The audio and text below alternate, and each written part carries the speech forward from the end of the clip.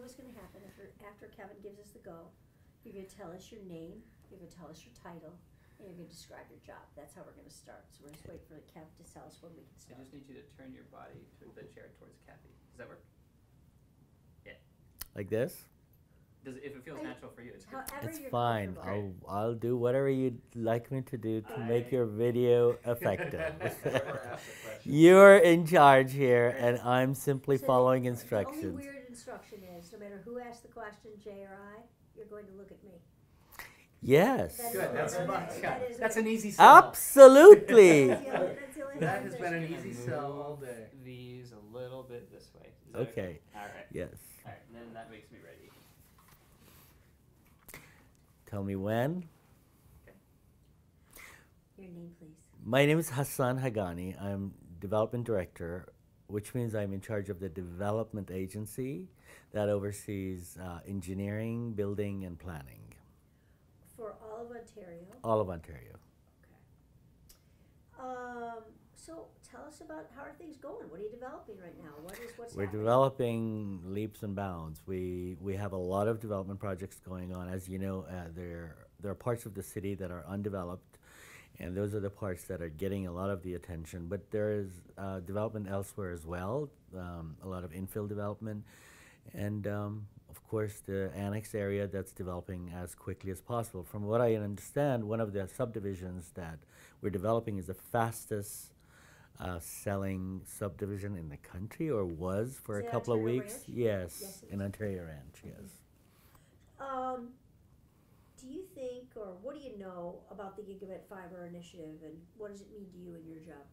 Well, basically what I know about it is that it gives broadband access to a very, very, very high level and fast and to everyone. And it's a brand new infrastructure that I think, what does it do for my job? I think this will soon be considered a necessity and a required infrastructure, where some people might think of it as something in addition to existing infrastructures.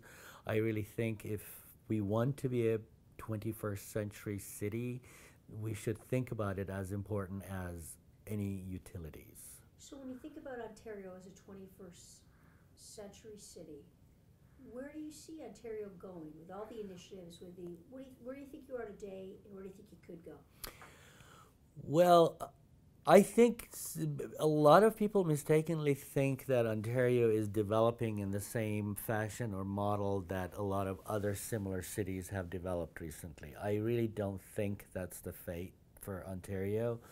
The city has really identified a very, very specific and interesting and inspiring vision for the city, and that is that it is going to be the distribution and logistics capital for the United States. That's a very, very big vision, and I think it's completely within reach because we are close to the most active harbors in the United States, and much of the goods that come and get distributed come through this area and come to Ontario because of the airport and because of the railroads and the freeways. We are a very, very a logical place to be the distribution capital of the United States.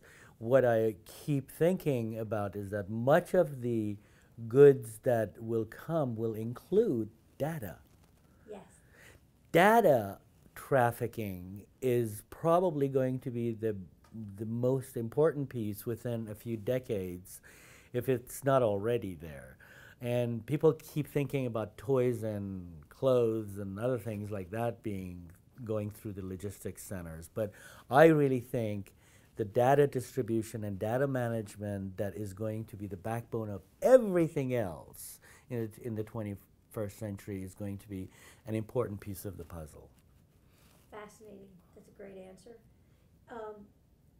Do you think that the gigabit gets you there in what we're talking about? You know, I'm not a technologically savvy person, but I'm kind of like, my relationship with technology is like my relationship with the arts. I can't paint, I can't sculpt, but I'm a big lover of the arts Yes. and a patron of the arts. I'm a big lover and patron of technology. So I always try to surround myself with people who know about technology and who can bring in new technology to the work that we do. So I see it, my relationship in context is similar to that. In this case, I really do know the importance of it. I know the importance it plays in the lives and the minds of my nephews, for example. You know, there's not a part of their lives that's not heavily dominated by technology. And I'm not saying touched, I'm saying heavily dominated. And that really gives me an idea of what the next generations will have to be dealing with, thinking that we're not planning the city for my generation, but for the people who are in their teens now and their kids. Then to me, the gigabyte introduction is really about giving access. There's a social component to this, that having access by everybody having access, and I think technology for all, and then having gigabit technology infrastructure for the city allows us to, in fact, one of the most important aspects is that it allows us to provide it for every resident and every household, regardless of their socioeconomic background, having complete access to the cyber world. That is so important. And right now, that's not necessarily the case. The cost of technology is determined by the private sector, and the public sector does not have much of a say in how the residents and the constituents can have access to it. I think that'll give us that opportunity to bring the entire population in the city into the picture. What do you know about INYO? What does it mean to you? INYO, I-N-Y-O? INYO. That's an area geographically in California that I did a lot of archaeological digging at some point in my life. That's what Inyo means to me. What'd you find in Inyo? Oh yeah, we found 3,000-year-old Indian remains and artifacts that they had made. I was digging in the desert. So you think of it as Inyo County? I do. And a geography and a historic site in California, right. I'd like to come back to your comment about the arts for a moment, just as an offset. I'd like to know, are there any development plans in the city to create a true town, like to do anything to create a downtown or a sense of place that's more traditional in Ontario, a town center of some sort, number one. Number two, how about the arts? How does it fit into the Ontario story?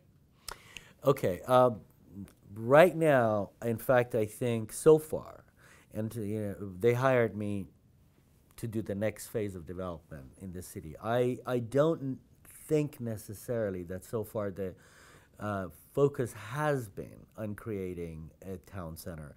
We know that the Ontario Ranch has been envisioned to have a couple of areas that are similar to town centers, or what I consider satellite town centers. We do have a very, very substantial downtown that has not been so far focused on. However, in the next phase, we're going to have, and that's actually I've been here since July. Since July, we have started a dialogue about really emphasizing the role and the importance of downtown, and as a primary center in the city, right. And then looking at these other locations where people are going to and gathering, like for example, the Ontario Mills, and a few destination points, but also creating similar satellite centers similar to downtown. Not only empowering downtown to reflourish and based on its historic past, but actually introducing modern amenities and lifestyle options in the downtown, but also looking at that as a model to create satellite areas in the city that I call. I think that'd be incumbent upon you for true economic development. That's absolutely necessary. So how do you do that? How do you regenerate or rejuvenate a downtown? Well, thankfully, I've had the opportunity to do that elsewhere before. And what you do, there are a number of, I've already studied our regulations. There are a number of impediments that are embedded in our regulations. I'm going to propose some ideas to the City Council to remove those impediments and, in fact, replace them with encouraging incentives to people to come into downtown. But I'm really focusing very much on the millennial generation and the ones who come after. That is, if we want the downtown to have any kind of function, we can't mimic the past. That worked for my generation. We really need to work on what attracts the millennials and the generations after them. I say the millennials particularly because they're as large and as impactful as the baby boomers were in the past.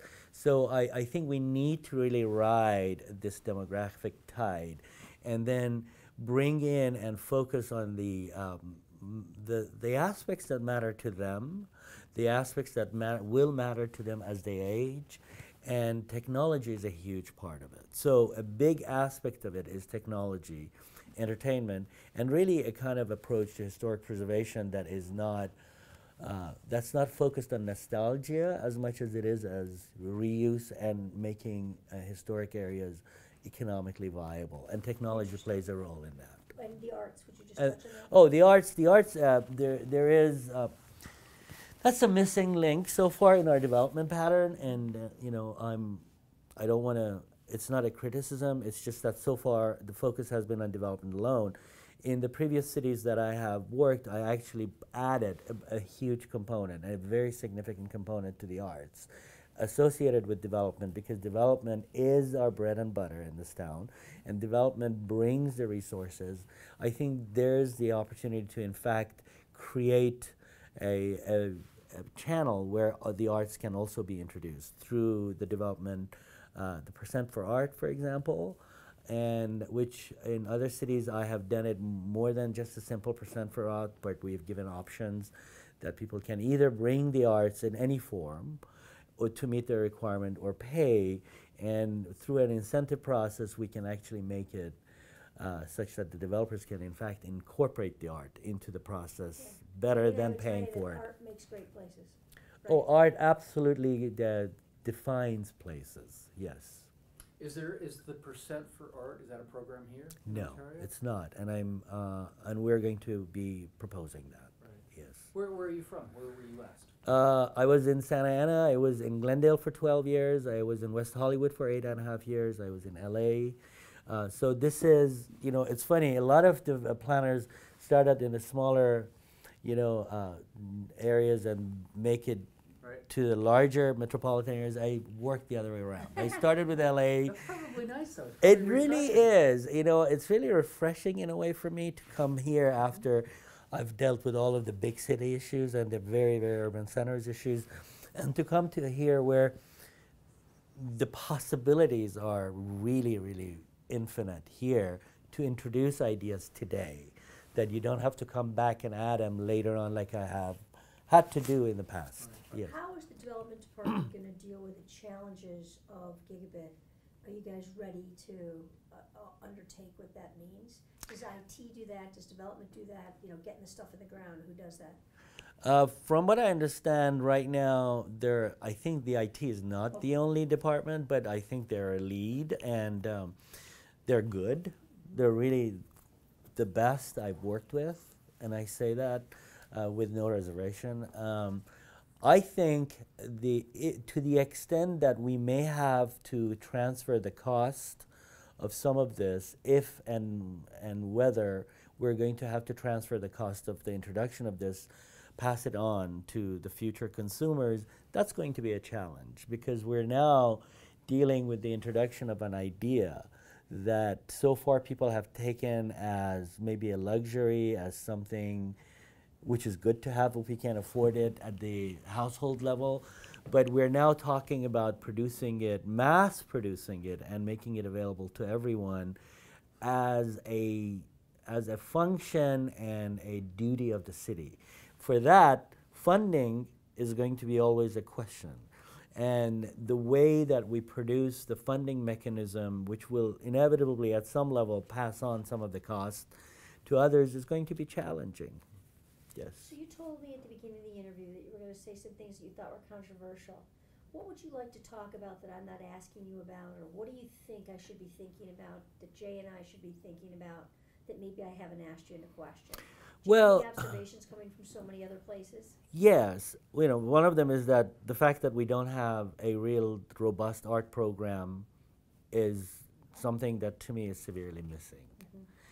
The fact that we have so far focused on development pretty much as it comes, as opposed to really defining development and putting guidelines and strict like parameters of the quality that, I mean, the development that is coming here is pretty high quality, but not high enough as far as I'm concerned to make for, say, in 50 years, everybody wants to distinguish Ontario as the distribution and logistics capital of the United States. That is an international role.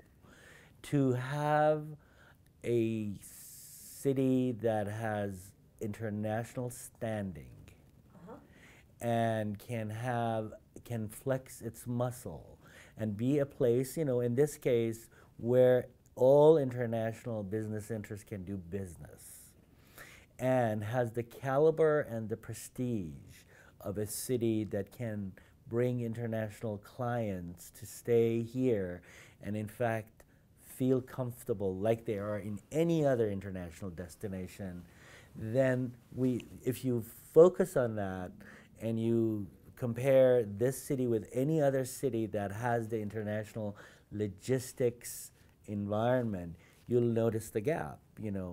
Think Rotterdam, think Hong Kong, think, yes, we're land-based, but in terms of the kind of clientele that's going to come here, it's the same clientele that goes to all those other places will need to come in here. Therefore, from a cosmopolitan and city planning standpoint, we need to provide at least some of the things that these types of cities attract businesses and business people to go even for a business travel there. And then for the types of minds, economic and otherwise, that will want to come and provide what they have in this environment, we need to make this city really a cosmopolitan international city. For that, that's a main difference between a small suburban town that caters to the workforce in LA as opposed to a powerhouse of economics and work and activity in and of itself, with an industry that's not necessarily the industry of LA, but it is maybe an offshoot, but this is the main industry of the city, which is logistics and On a distribution. scale of 1 to 10 today, use the word prestige. On a scale of 1 to 10, how much prestige does the city of Ontario have? Excuse me. It's interesting because I've been having this conversation. The Ontario that people in Ontario know is very different than the Ontario that people outside Ontario Give me two know. numbers then. Give me one outside, give me one inside. Okay, yeah, the inside I would say about 7 or 8. Interesting. I think in the outside it's about 5. You give it as high as a 5 on the outside. So if Yes. you ask someone in LA, they'd give it 5 on the prestige scale. No. Thank you for questioning that. Yeah. I think people in the inside really think of the Ontario as pretty high. That's Are at they least. wrong? I mean, this is an important question. I'll tell you why. Because if you put you too high in the prestige scale, it means you should keep doing what you're doing and everything's Yeah, and great. unfortunately, I think that's a misnomer among our staff. Okay. I think they give it a 7 or an 8, and I think it's a misnomer. Okay. I probably would think from the outside it's about a 3 or a Okay. 4. Yeah, Does that seem appropriate to you? Yeah, I think so. it's about a 3 or a 4. Yeah. And I think if people in the outside learn more about Ontario, they'll probably go up. They will not go as high up as the people inside Ontario. And by inside I mean inside City Hall. Right, because they've got town pride. Yeah, they have town pride, and there are really some things about the city government here that stand out once you work in it. There's a high level of professionalism and a high level of skill, and it's kind of really interesting to see all this human resources being available here, and there's a sense of pride that you can capitalize on, but I don't think it's being, transferred into the output that the city has, and it's not being communicated sufficiently to actually get the city at least the credibility that it does deserve so far. I don't think we're even doing that. And then to see the gap between where we are and where we ought to be for the vision that's spelled out in the Ontario plan, there is a gap. Okay. So you've worked in a lot of different towns. By the way, are you an engineer or a planner by background? I'm a planner by training. Which is great. I mean, I've worked with lots of engineers, and it's really nice to see the art side come Yes. through. And of course, that's the plan. That's the planning That side. was an aside, but thanks for answering that. Sure. So you've seen lots of different communities, and you've seen communities grow while technology is changing. Is it unusual for a city to take on the responsibility of putting in the data infrastructure? Is it unusual? No, it's not. It really isn't. And then it depends on what city you talk about, because there are cities that just want to be regular old cities. It's unusual for those cities. But for any city that wants to be a leader in anything, it's not unusual. I think it's necessary. So like sewers, like Yes, like everything Water, else. yep. You ought to really establish the capacity for any type of activity that you want to invite to your city. And any city that wants to be a world-class city, I think, has got to be thinking about this if they're not. And I think they are. Okay. Yeah. is there anything that throughout the process of installing gigabit or trying to market it to the community that worry you, that you think that might be challenges, either to getting the pipework in the ground or marketing that infrastructure to people? I actually don't think it's going to be as challenging as people think it is. I mean, it's just, I do think, okay, yeah, maybe there is. Maybe there is a challenge of explaining it and really, really bringing it to everybody's attention that it's here now. It's not something for the future to happen someday. And especially when it comes to the costs associated with it. Because people are always trying to shed the idea of we need anything more, except that, you know, we're there now. The world is already there. We just don't want to be behind. Do you think people understand what gigabit means? No.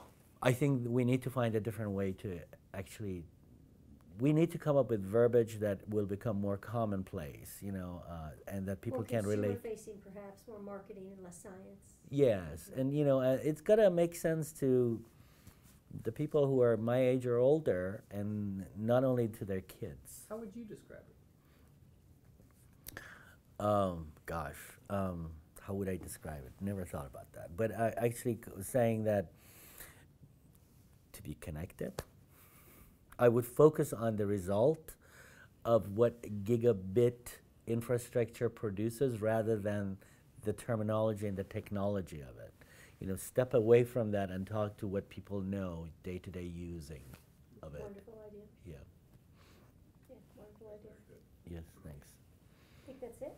Yeah, I think that's it. Thank Okay. you. Thank you very much. It was You were- lovely to meet you, Hassan. Very This is lovely your to mic. meet you. Or you can take it home with you. If you like. Yeah, it's a party. Oh, yeah.